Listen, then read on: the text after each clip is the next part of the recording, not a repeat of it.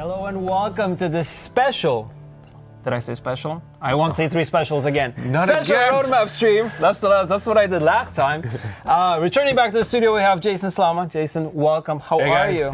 I'm pretty pumped, actually. Yeah. I'm happy to finally be able to start talking to everyone out there about a roadmap for next year. Oh yes. Woo! High five. Yeah. Yeah, we didn't miss it. It actually worked. All right, we've been practicing It's for all about the elbow. Yeah. So yeah, exactly. So as you guys saw, Jason is now the game director for Gwent. Taken over from Mateusz Tomaszkiewicz. Just a little bit of backside information here. Mateusz moved to the Cyberpunk team. Like, he's been working on Thronebreaker, of course. He's very skilled in designing stuff that is single player. Can't wait to see what he does. He's gonna do crazy things. Yep. And of course, he worked on The Witcher 3 Wild Hunt, so he's now working with the Cyberpunk team. And we needed someone to replace him. And we were kind of, we need to move towards the multiplayer version of Gwent a little bit more, shift our focus there, and like, who would be the best pick? I mean, the live ops director, the best man for the job, the man working on the living organism. Stop it. It's you. All right. How does it feel to take over? It's a lot of responsibility. Mm-hmm. A lot on our shoulders as a team in general, and but I'm at the same time I'm excited. Yeah. I really am, because there's so many ideas already floating around right now. There's so much we want to do with the game coming next year. We'll be able to give you a little tease of it today, but that's still something. We got to start doing that. Yeah, we got to start building the love and the fun again. Yeah, And building the hype. Building the hype. And choo-choo. I have to say, like, hype is the one thing that you get people infected Not too with. much. Well, I mean, like, I remember we met just before you taking over, and all your ideas and that we want to present to you today, they were just crazy. And they got me hyped, so I hope they get everybody thank you else for hyped. Yeah. But also, before we start getting into what we want to do with Gwen, how we want to move forward, there's one important thing. If you have any questions for Jason that you would like to ask, just drop them in the comments section on Twitch, and we'll be collecting these. We have the community team standing by. So, by the end of the stream, we'll ask those questions. I'll choose them. I'll have them right here. So I'll choose them and I'll ask you. If you have any questions for me, you can ask him too. But for me, ask him. He knows everything. Yeah, I'll try. I'll try to answer what I can. Probably everything. Yeah, we'll see. All right, let's start from the beginning, because you always start from the beginning. Mm-hmm. The overall update philosophy that we want to introduce for Gwent moving forward. And of course, the first small hotfix that we'll have will be coming out very, very soon. Yep. And this will focus on the problems that we have with multiplayer and Thronebreaker, specifically with the performance on PS4. Yeah, PS4 we've Pro. been working on trying to fix that, getting it down, and we'll have a hotfix to try to improve things as much as possible any day now, or as soon as possible. Mm-hmm. And we'll keep working on it until we reach a level that we're happy with. Okay. Yeah, we really got to get it up to standard with PC. Okay. And going forward from there, we'll always do hotfixes when there's issues. We'll always make that a priority to try to fix the game as fast as possible. But we also want to start making sure the game is updated at least once a month, whether it's a small balance pass or a new feature dropping in. So we always want something new and fun and exciting happening in Gwent every month. And additionally, we're going to start hitting our rhythm of releasing an expansion like every few months. So new content every few months. Yeah, big drops, but still fun stuff in between to just keep the game fresh, and fun. Yeah, to simply just sum up. So hotfixes whenever needed, regular release of new content, and then every month. So every season, a season ends, we pretty much try to patch if there's a need for it. If we're really happy with the game and the fans are really happy with the game, maybe we won't do anything. Exactly. All right. Moving forward, let's delve deeper into next year and what's the plan for the beginning of the year. Right, so starting in January, sometime in January, we'll be releasing 5 new leaders. They're Thronebreakers specific, so you'll be able to see Meve finally joining the battlefield in multiplayer with her enemies and some allies as well. So that should be a nice little twist on the game. It'll let us, flesh out some of the mechanics that weren't super awesome, like traps. They weren't super awesome, but really flesh them out and add around them. The ambush archetype. With the Thronebreaker. And then coming later in end of March, we'll be releasing our first expansion. It'll be pretty awesome. It'll be 100 plus cards. We're gonna sort of split it with about about half on new mechanics and new archetypes. But we also want to spend a good chunk of that our first expansion, adding in variety to the existing base set. So archetypes that also need fleshing out. We want to add in more choices in deck building. Because with provisions, we have a lot of chance to really add in some variety in there and how you build the archetypes that we have right now. And we feel that the first expansion is an opportunity to show the power of provisions and what we can really do with that. Right. I think we have. So we look have what I found in the drawer today. So we've already started working leaf. on the art. The art team's always the first to go, and we have some really cool art that we want to show you. The first one that we can reveal is the Great Oak. Yes. This is joining the best faction. which is what, Skoya? Of course. Of course, you would call that the best course. faction. Easy. So clearly there's something going on with his face. It's a shield, so I don't know if that's natural for oak people or just from a battle, but it's a pretty cool card. That's the style. That's the style. And the second card we'd like to reveal today, just to get you guys a bit, is going Svarlblood. So this is like a Skellige warrior half through his transformation to a bear and just stuck there. And that card just creeps me out. I actually love it. I wouldn't want to meet him. No. No. You don't want to dance with Svarlblood. Yeah. He doesn't look too friendly. Yeah. That's pretty cool. Yeah, definitely. All right. Moving forward then. Let's move forward. Let's talk about things we want to improve. So, of course, after launching Homecoming, most recently on consoles and before that on PC, players have been very vocal about what they would want the game to be and what improvements they would like to see. Which shows changes, they care, which is shows awesome. they care. Yeah. And we kind of been slowly working on that, especially with the December patch when we were launching consoles. Yeah, well, we added in the deck tracker, so that actually finally puts console players on the even playing field with PC for a long time. But what do we want to improve kind of moving forward? Well, I mean, we definitely have to keep working on making the game feel faster and smoother, and that's just an iterative process. I don't think it's like one little tweak will just fix that scenario and reach it to the level that people want, but we'll definitely keep iterating on that stuff as we go throughout next year until we reach a level that we're super happy with. And you know, there's lots of things that we can tweak. You know, some people are a little bit worried that we went a bit too dark with our game boards, but don't worry, we'll definitely be punching up the visuals in certain scenarios. Like, Witcher to me is like a universe where it's full of beauty. It's not necessarily always dark. Yeah, you have some dark swamps and forests, but you also have, you know, Toussaint, which is full of beauty, which adds a nice contrast, to like the darkness underneath. Yeah, and I always thought that was really cool. So. Definitely, we'll keep polishing those aspects until we're happy with them. All right, cool. So working a little bit on the aesthetics, quality of life improvements, which you mentioned, and of course, making the game a little bit more faster, smoother in terms of gameplay. Sure. Cool. Yeah. All right, moving it's just back. A start, yeah? Yeah, it's a start. Moving back to January. Yeah. Let's go back there because that's the next update coming to the game. What are the overall improvements that we want to start introducing to the game? So one thing is very clear to me and to us in general is that with Homecoming we changed too many things. Too many things at the same time, and it's really hard to tell like which things are working and which they're not and how they're interacting. So moving forward, we definitely want to avoid changing too many things at the same time. We want to be able to change things frequently enough so it makes sense, but we don't want to completely revamp the game anymore. I feel like even though it's not perfect, we do have a very solid foundation that we can build on right now, and I definitely don't want us to go into a philosophy where we do something like Homecoming again, where we just have to spend like 6 months to try and do a big update. That's just something that categorically I don't want us to do. Like we again. like to call internally reinventing the wheel pretty much, so we don't want to like go back to the drawing board and that's not how you move everything. forward. It's time for Gwent to start moving forward. We've said we've released, we mean it. It's time to really get the game moving forward. That being said, there's a few things that we want to do as early as January. For example, balancing by mulligans has been a very controversial subject, and I've literally seen people sort of saying, I kind of like this leader ability, but there's not enough mulligans, so I just won't play it. And I feel like that's kind of sad that some leaders are not getting some love, not because their ability isn't fun or has potential, but just because they're balanced off mulligans.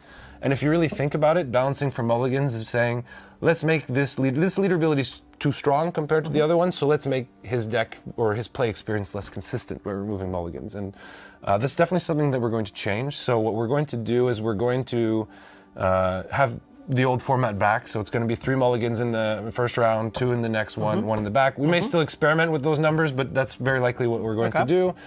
And instead of balancing by mulligans, what we think is much more interesting is balancing by provision costs. So right now we have a provision cost for deck building of about 165. Yeah. I mean, we still need to figure out the final numbers, but to give you an example, we may move the base cost to 150 and just have the leaders that make sense where they are right now give plus 15 to provision in deck building. And I think a really good example of how this could work really well is Usurper. Right? Yeah. If you think about Usurper, he disables your leader ability, which actually destroys a lot of synergies with your cards in your hand. Exactly. Which means that the provision cost of those cards no longer reflects their full value because you can't actually synergize with them as easily. Yeah. But that means that he can easily put higher value cards in his deck. Exactly. So Usurper should just naturally have a lower provision cost to just kind of even the playing field. Yeah. So hopefully that'll work really well. It's definitely something we want to try. I think it'll be really fun.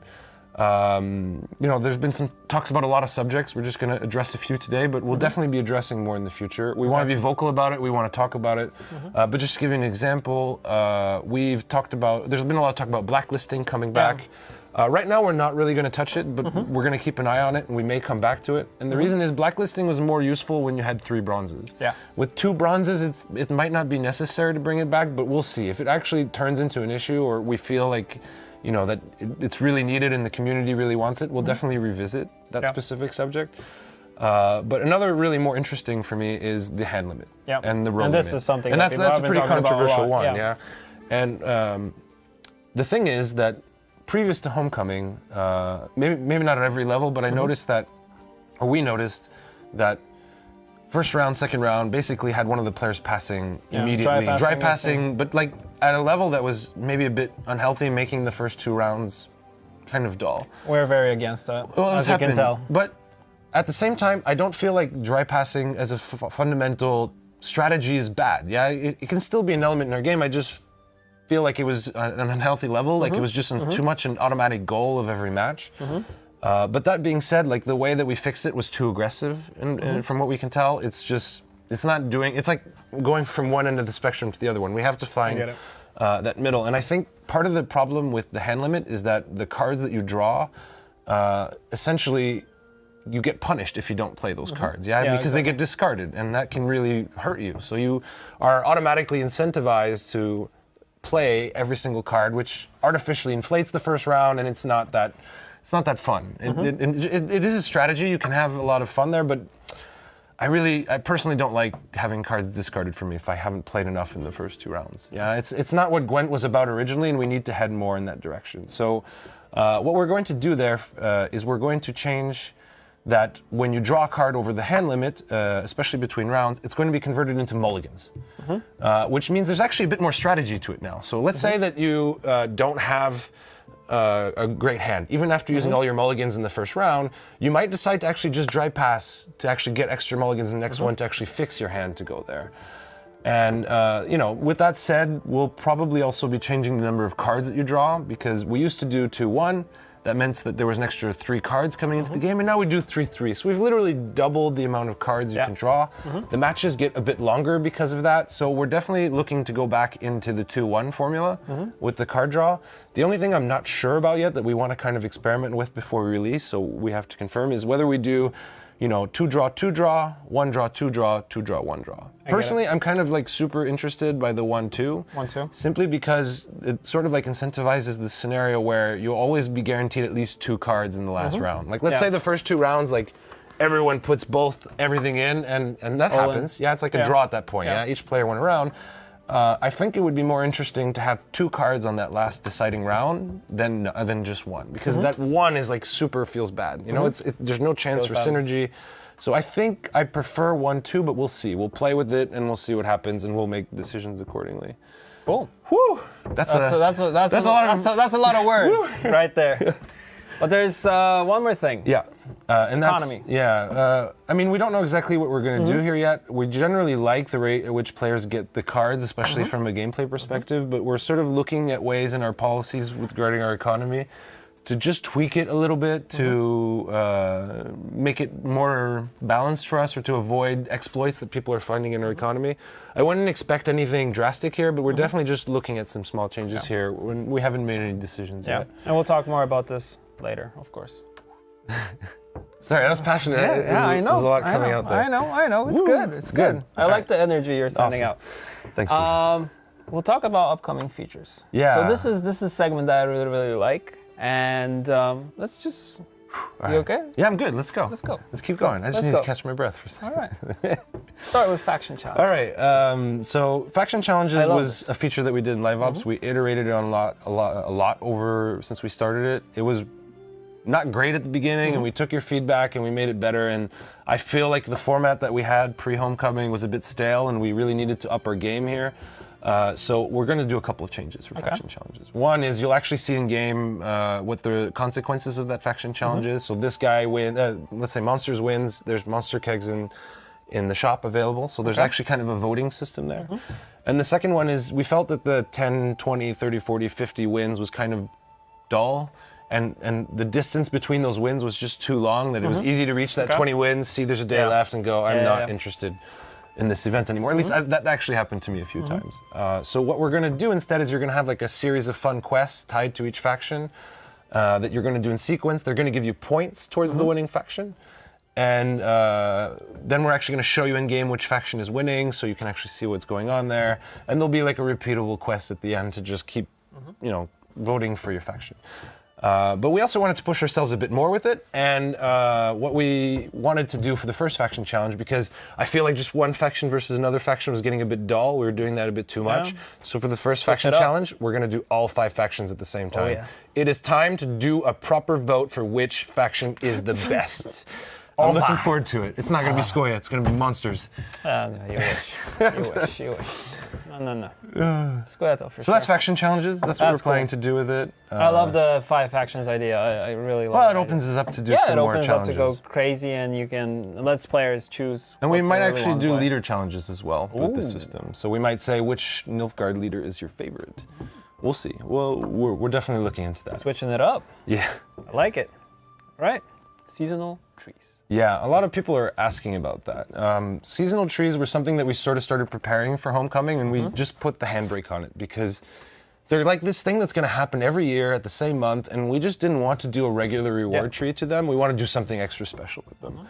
So I don't know exactly when we're going to manage to do it, but it's going to be early next year. But we have a few ideas of what we want to do with them already. We want to, every month, have an event that occurs, let's say, 2 weekends out of the month and a few times in the week, where a special mechanic based off the theme of that season invades casual mode. For example, in March, it's the season of the bear, and we will take a bear of high power spawning on each player's board that fight each other.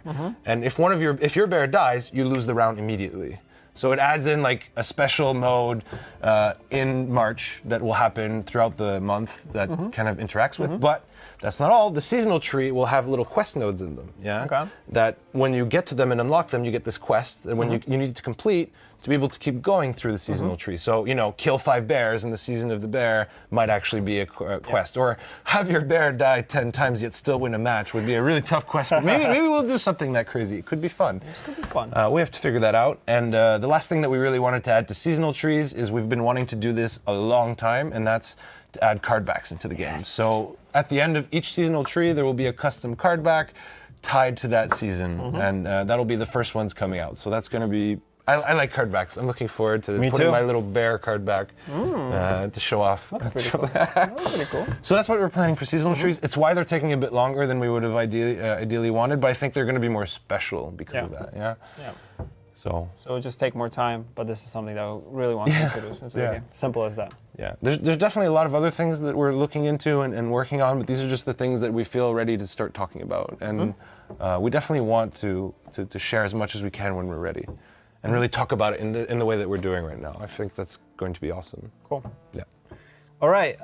Before we get into Q&A, the point that I want to talk about is changes to communication. So, as you guys know, your feedback we value it a lot. Like Jason is on, I saw him today because we're sitting next to each other now, like on Reddit, and you're on forums, you're on Twitter. So you're also like checking what people are saying, and what we want to do overall moving forward is to have, give a little bit more insight for the community, how we do things, and before we start implementing and introducing things, to talk about them more. Definitely. Like we're doing it right now. Like we're talking about things that are coming. But of course, we want to dive a little bit deeper moving forward. So there will be more communication coming from us. There'll be more streams coming from us. I think if we ever reach a point where we go more than a week or two without you guys hearing from us, short of like Christmas break maybe, then we're not reaching our vision right now. We really believe in like sharing with you guys our ideas very early on. We feel that we should communicate to you guys the decisions that we make so you can understand them. The design process. How we do things. And sort of like what we're thinking and what's coming forward, because you know we're trying to build a community with you guys, because that's important to us as a game, and that's like one of my most important goals moving forward. Especially if you look back in history, Gwent. I mean, it's here that's where because we started. the community asked We for gotta it. embrace it. That's where we started. So cool. You want to get into questions? It's time to go into questions. Holy moly! Yeah, I have a couple. Like some of them we answered because I've been kind of looking. When are we getting a next faction by I Crazy Fool? So we're definitely gonna look. We're definitely looking into doing a new faction next year. I don't want to get into details right now because we're kind of going in the crazy idea mode, and we're trying to figure out, because if we release a new faction, it's gotta be special. Right? It can't just be another army of knights. That's 2 Nilfgaardian, that's 2 Northern Realms. We have that archetype filled out. It can't just be commandos. It can't just be crazy monsters. It can't be pirates. Has to be something. Sorry, Skellige warriors. We got to switch it up. We got to find something new and special and unique, and we have some really interesting ideas there, and we have interesting ideas on how to release them, and I'm looking forward to actually realizing them and sharing them with everyone. Question from my buddy Bane, who loves Lambert's Swordmaster. When will Lambert's Swordmaster be reworked? This is a running meme in the community. He's known for his love of Lambert. Do you know anything about Lambert getting a rework or not? No, now I do. Well, now he does. Now there's a Lambert rework coming. It has been passed on. Cool. For Jason, what's your favorite character in the game? Oh, I actually really like Unseen Elder, because I actually find Death Wish to be fun, even though it's not like particularly the strongest deck. I really like the idea of things dying to do stuff. You told me you've been playing some Squid. I just want to I've been experimenting with the movement. Brewer. It's can have a lot of fun movements. Yeah. I love just setting up a row and just watching it burn. It's a lot of fun. Are holiday events something that we want to come back into the game? Well, the problem we had with holiday events in the past is they were really, really time-consuming and difficult to make. Like, just to get all those scenarios, get the puzzles working, get the localization, get the voiceovers, and then you guys were able to digest them in a matter of hours. Usually, you can just go, like, the amount of work we had to put into those holiday events versus, like, the amount of duration we got out of them didn't make sense to bring them back in the way we did them in the past. That being said, I love Thronebreaker. I love puzzle battles. I love, finding cool, kooky mechanics that do things differently. So I would definitely want us to think about bringing that aspect, or that more story-driven or custom type of modes back into Gwent somehow. And seasonal trees are like a little hint, or seasonal casual invasions are a little hint of us going towards that. But I think we can go further in the future. Also, moving forward, will players have to spend reward points in order to unlock new leaders in the game? I mean, yes. I think that's very straightforward. The answer is yes. What about spectator mode / tournament mode? Is this something that we're thinking about? I have no idea when exactly we're going to do it, but I can say that there's definitely a strong, asking for some tournament and spectator mode. It's definitely something that we've been thinking about for a very long time. And I know that we have laid the groundwork to do a spectator mode, but it's just about finishing it, figuring out when we want to release it, and finding the priority for it. Because there's so much we want to do. There's so many cool things we want to bring to you guys, and we just have to pick and choose based off priorities. But it's definitely on the list of things that we want to do. All right. Will there be new VFX? So, because some players are saying that some of the gold cards, they could have an animation that when you play it on the board, something big happens. Is this something that we're kind of looking into? I know it's kind of changes a little bit to how gameplay looks. I definitely have always been, like, I'm sort of going to hijack that question a little bit, apologies. Go for it. I've always been a fan of cards that tell a story. I've always been a fan of the idea of things like the cow, the carcass that gets thrown by the Nilfgaardian catapult. I've always liked the idea of the grave hag actually eating cards from the graveyard. I've always wanted to. I've always felt like the true success in our card game lied in telling really awesome stories through our abilities and the way they do them, and VFX is definitely a part of achieving that, and that's definitely something that we want to focus on in our polish moving forward. I can't exactly say what that's form that's going to take, but it's definitely something that we think about. Cool. What else do we have? I don't know. I'm trying to read the screen. Here. No. We talked about hand size. We talked about blacklisting, so it's already something that Jason covered. I've seen Sahil so much in the chat. I have to say, I hate Sahil. Sahil is the card that gives me nightmares. I hate it so much. It keeps hitting me, and when it happens, it feels so bad. I hate it. That being said, I kind of find it to be slightly fun in the mechanics way. I don't want to take Sahil and turn it into like a really boring, crappy card.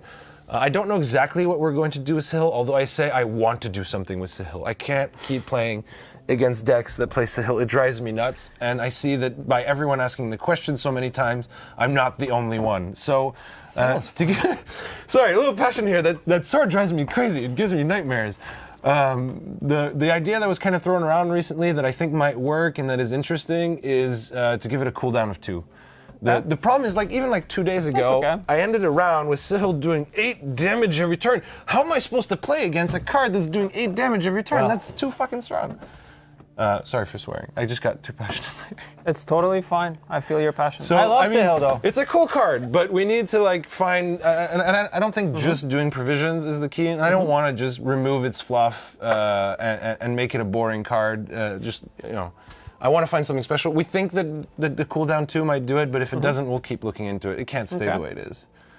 Well, do you think that we're gonna have PTRs like we used to have for any updates that we do, or only for like bigger stuff that we introduce, or like expansion? I mean, this is something that we have to think about a lot, because the reality is when we do a PTR where we have all the cards in it, let's say even a few weeks to a month before we release, we're killing a lot of our hype. And when the content drops, a lot of our core players have already experienced a lot of the cards, and they also get to experience the cards in a way that they haven't actually been balanced and tested yet. I definitely think that we need to do some sort of internal PTR with some of our very vocal players to really figure out and really balance it before it comes out. Definitely we need to be testing our cards. We can't just make 100 cards and go, enjoy, and then just leave it that way. Yeah. But I'm not sure that like an open PTR will bring... will be worth it to us, but we'll see. That's something that we can revisit if the need is really strong. Do you plan any changes to Arena as a mode? Well, there's no plans for it right now, but I can say that in the back of my mind, we haven't really spent any time thinking about Arena since we launched it, and that's been one of my thoughts recently. I don't know exactly what we would do with it. I don't know where it fits into our list of priorities, so I have no idea. There's really nothing coming to it for now, but I will admit that we just didn't really do much with it, other than the Arena events. And I can say already that we have 2 new Arena events planned. We'll be doing a deck swap event again, and now that you can actually see your deck, I'm hoping deck swap is actually a lot more fun, because I remember I kind of really loved the idea of that event, but when you couldn't actually see what was in your deck, it made it really, really bad. The decks were pretty bad. Maybe Arena's fine. I'm just saying we haven't given a lot of thought, so I don't know what's going to happen there. And we're going to add in 2 new Arena events, because the gold, silver, bronze Arena events don't really make sense since homecoming. Yeah. So we've already prepared for next year an 11 plus provision cost Arena event. So that's going to be the battle of the giants, if you will. And then we're going to probably do a 4 provision cost Arena event, just to switch things up again. What's your overall feel? I've seen it now in the comment section. What's your overall feel towards RNG? I mean, it's the #1 thing that is talked about when it comes to card games. Like, what's your overall philosophy? More or less, we're pretty much at a good state. How do you feel? I think more or less is the wrong question. I think like inherently card games have RNG, and if you don't have any, then the game gets really predictable and boring. Yeah. But it's not necessarily about the amount of RNG. Like, more RNG fixes things. More RNG makes things crazy. I think it's about finding the right kind of RNG. There's types of RNGs that feel really bad. Yeah. Right? For example, I'm not super happy with Viper Witchers, because you're just randomly losing a card in your deck. It happens really fast. I'm not sure I really like that, to be honest. So we don't always have the best RNG right now, and it's definitely something that we're thinking about and looking into, and we'll see what we end up doing there. But no RNG is not the way to go, but you have to do RNG smart. It has to be like interesting. It has to have some sort of gambling on it. Not gambling in the sense that there's a risk reward that, but it's kind of that also, doesn't lead into a situation where the game feels really unfair or, you know, like just having a card banned out of nowhere just feels really bad. Also like controlled RNG, that if a card does something, you know what the possibilities are. You might have like two possibilities or, you know, or three. The catapult's randomly choosing its target when you attack is like an RNG. We don't have a choice. An example of a great RNG for balance actually is the monsters card. I can't remember. It's Ruin, I think, that when it dies, it comes back to the board and its row is random. And I remember when I first started playing with that card in my Unseen Elder deck, I was like, I wish that card always went back to the same row so that I could keep consuming it with the with the Slizzard? No, not Slizzard. Vran. No, the one that consumes every turn. I feel like I'm looking like an idiot. Not a good monster. Not a good monster. You're player. Not a monster player. I think it's Slizzard. I think it's Slizzard right now. Anyways, it consumes every turn, and I'm like, I wish I could just keep that factory going. But the reality is that's really, really strong combination. Yeah. And having it be random is sort of a way to balance it a bit. So it's not too consistent and not too strong. So it is Slizzard, I think. Okay, cool. Slizzard. Confirm. I'm a little tired today. It's a little late for us here. But thanks you guys for confirming. Slizzard everywhere. So that is a little bit of element of RNG. It adds a little bit of excitement to me because when I consume the Ruin, I'm always like, come on, go back to the right row, go back to the row. And it's not so broken that when it doesn't, I don't have any way to deal with it. All right. So anyways, that's an example of RNG. What about reveal? People asking about reveal. Reveal is kind of liked, unliked. Like, I know we did some changes to reveal recently, but still. I feel like Nilfgaard is kind of strong and good, and it can play competitively right now. But I feel like we kind of went a bit too far in butchering its spirit from before. I don't know at which level we're going to play with it. I don't know exactly what we're going to do right now. We're at the very early stages to it.